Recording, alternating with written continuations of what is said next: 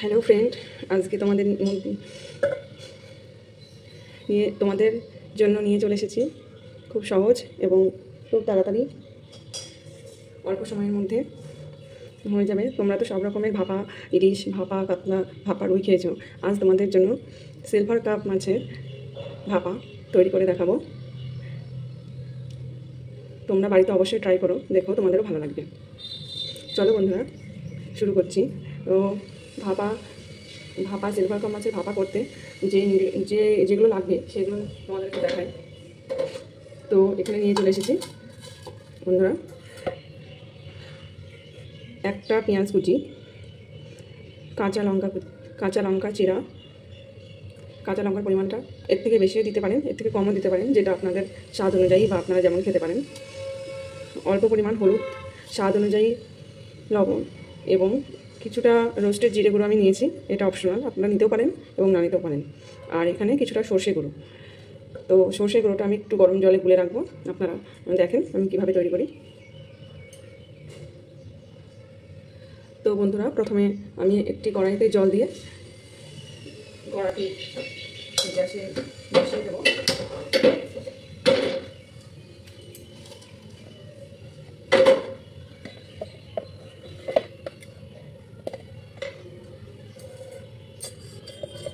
তো বন্ধুরা, প্রথমে চুলায় গ্যাসে বসিয়ে দিয়েছি, আপনারা দেখতেই পাচ্ছেন।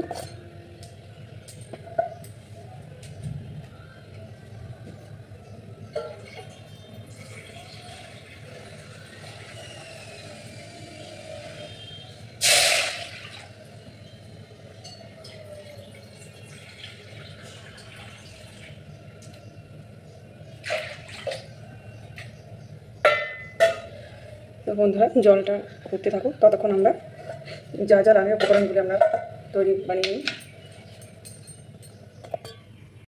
তো বন্ধুরা, মাছগুলো ফ্রিজে থেকে বের করে নিয়ে আনলাম।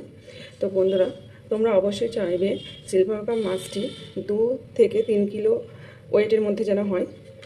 তার পেটি এবং সেই একটু মোটাটাই এবং মাছটা একটু যত বড় হবে তত এটা স্বাদ তত ভালো হবে।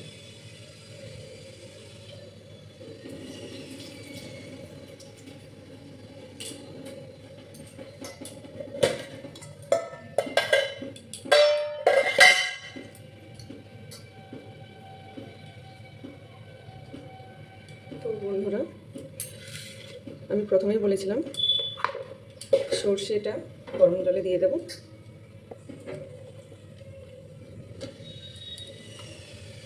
সরি বন্ধুরা, আমি এটা হাতে ব্যবহার করছি, জলটা ভালো গরম আছে। তো বন্ধুরা, সর্ষেটা আমি গুলিয়ে রাখলাম,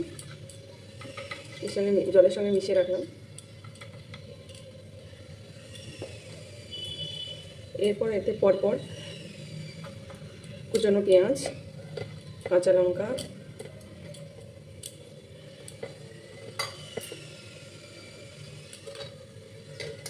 স্বাদ অনুযায়ী লবণ,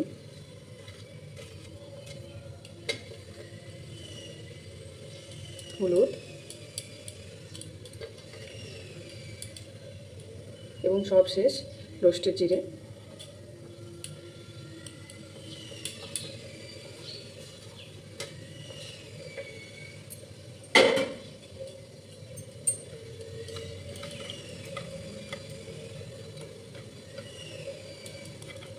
তো বন্ধুরা, এটি একদম সহজ এবং এটি আপনি গরম ভাত কিংবা গরম রুটির সঙ্গে পরিবেশন করবেন, খুব সুন্দর লাগে। আমি মাছগুলো দিয়ে দিচ্ছি। তবে আমার এই টিফিন বাটিটা একটু ছোট হয়েছে, আপনারা মনে করলে ননস্টিকের কড়াই, ঢাকনা দেওয়া কড়াইগুলোতে করলেও করতে পারেন।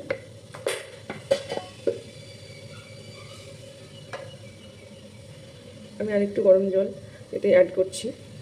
আপনারা যেরকম এর ঝোলটা যেরকম রাখবেন সেই অনুযায়ী, যত ঝোলটা কম করবেন ততই এর স্বাদটা ভালো হবে বন্ধুরা। তবে এতে একটু তেলের পরিমাণটা বেশি লাগবে, তো আপনারা যেরকম হেলথ অনুযায়ী তেলটা ব্যবহার করতে পারবেন। আমি যেমন সর্ষের তেল মাস্টার্ড অয়েলটা ব্যবহার করছি, একটু বেশি পরিমাণেই দিচ্ছি।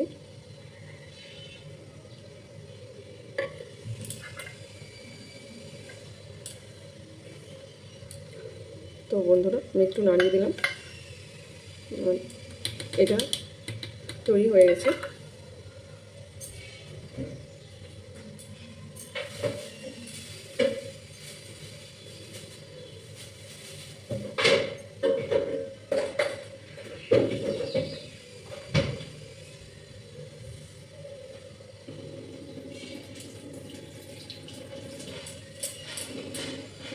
তো বন্ধুরা সব শেষ এবং লাস্ট আমি একটু পাতিলেবুর রস দিয়ে দিলাম। এটা আপনাদের অপশনাল, আপনারা দিতেও পারেন না দিতে পারেন।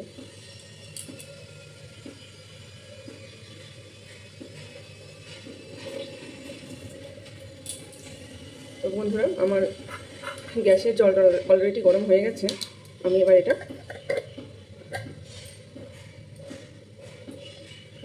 ঢাকনা দিয়ে বসিয়ে দেবো।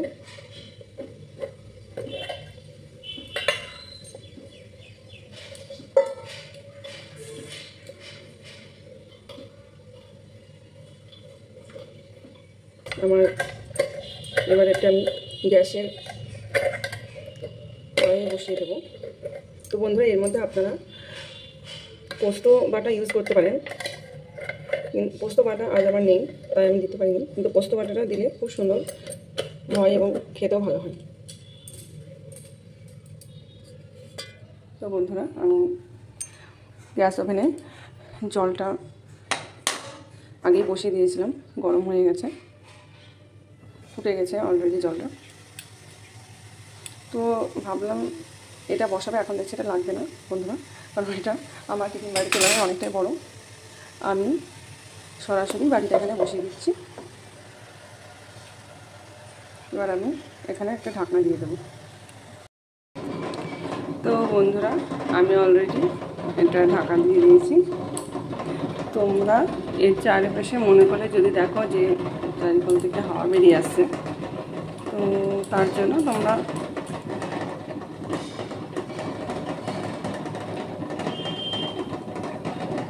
দিতে পারো বা নাও দিতে পারো।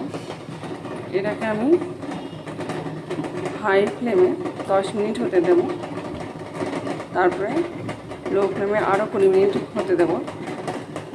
তো বন্ধুরা আমরা পরে আসছি। তো বন্ধুরা দেখো আমি এই কাপড়টা দিয়ে দিয়েছিলাম যাতে হাওয়াটা বাইরে বেরিয়ে না আসে। তো আমার অলরেডি 25 মিনিট হয়ে গেছে। এবার এটাকে বার করার পালা।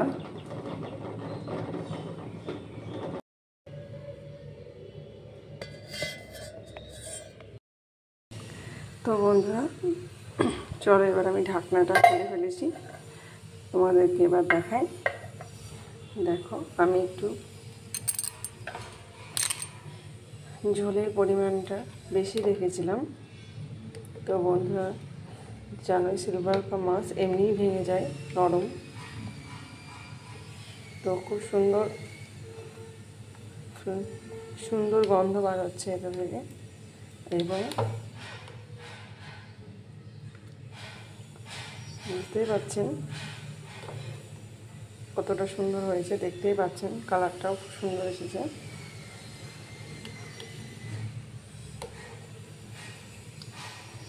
তো বন্ধুরা ভিডিওটি ভালো লাগলে লাইক করবেন, লাইক এবং সাবস্ক্রাইব করবেন, এবং ভালো লাগলে কমেন্টে আমাকে জানাবেন।